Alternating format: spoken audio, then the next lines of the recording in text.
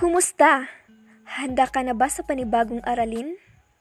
Halika, samahan mo akong talakayin ang ating bagong aralin ngayong araw. Sa araw-araw na komunikasyon, madalas kang nakaririnig ng mga diskusyon ng panghihikayat o kaya naman ay pumapaloob ka sa mga diskusyon na nangangailangan panghikayat. Nagkaroon ka na ba ng karanasan kung saan hinikayat mo ang iyong mga kaibigan kung saan restaurant mas mabuting kumain? Naranasan mo rin bang kumbinsin ng mga magulang mo na payagan kang sumama sa isang biyahe kasama ang mga barkada? Ang mga paraan na ginamit mo bilang panghihikayat sa mga informal na konversasyon tulad ng mga nabanggit ay maaaring batayan din sa pagbuo ng tekstong persuasive. Ang konsepto ng panghihikayat sa mga kasual na konversasyong ito, gaya lang din ng panghihikayat ng isang manunulat upang kumbinsin ang mga mambabasa na paniwalaan ang kanyang mga sinasabi sa isang partikular na paksa. Hindi lamang sa mga informal na konversasyon na maging batayan sa pagbuo ng tekstong persuasive. Ang patalastas ay isang paraan ng paghihikayat sa mga mamimili upang tangkilikin ang isang particular na produkto o serbisyo.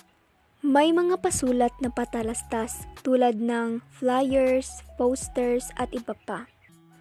Ang iba naman ay napapanood sa TV at napakikinggan sa radyo.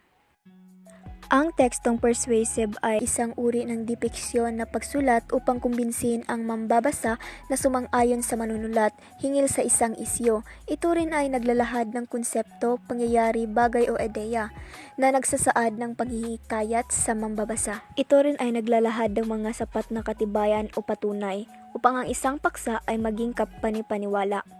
Upang maging katotohanan ang panghihikayat, kinakailangan na magkaroon ng mga ebidensya o patotoo. Layunin ng tekstong persuasive.